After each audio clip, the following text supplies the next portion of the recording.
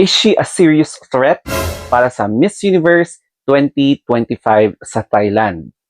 Presenting to you, Miss Universe Latina 2025. She is now representing the Latin American community para sa Miss Universo 2025 na gaganapin sa Thailand.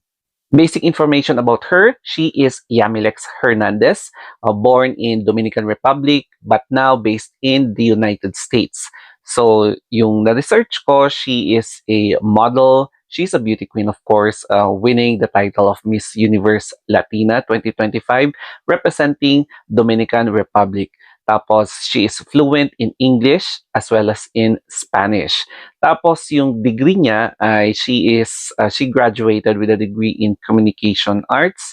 Correct me na lang if I'm wrong. So, she is into the entertainment industry. Why is she considered as a threat for Miss Universe 2025?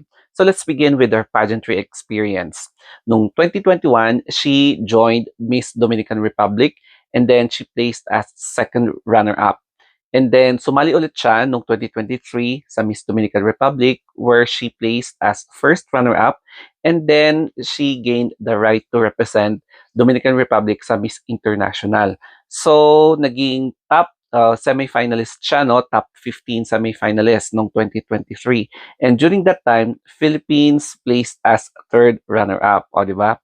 And ngayon naman, sumali siya sa Miss Latina, kaya nanalo siya and gained the right to represent Latina sa Miss Universe. And yes, may pageant po ang Latina, hindi siya na-handpick. Talagang sumali siya and nagpagbakbakan sa mga iba pang Latina na contestants where she eventually won the pageant.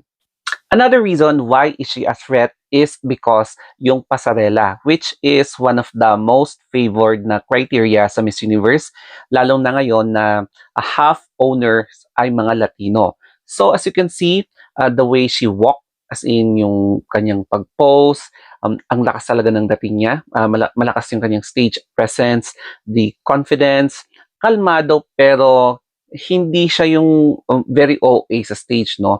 She really calculate yung kanyang pagsampa doon sa entablado, yung kanyang pag-pose, alam mo yun, tapos yung hand gesture niya, head gesture, the body language, alam mong unti-unti niyang pina-perfect, no? With the help of her pasarela coach, mga trainers.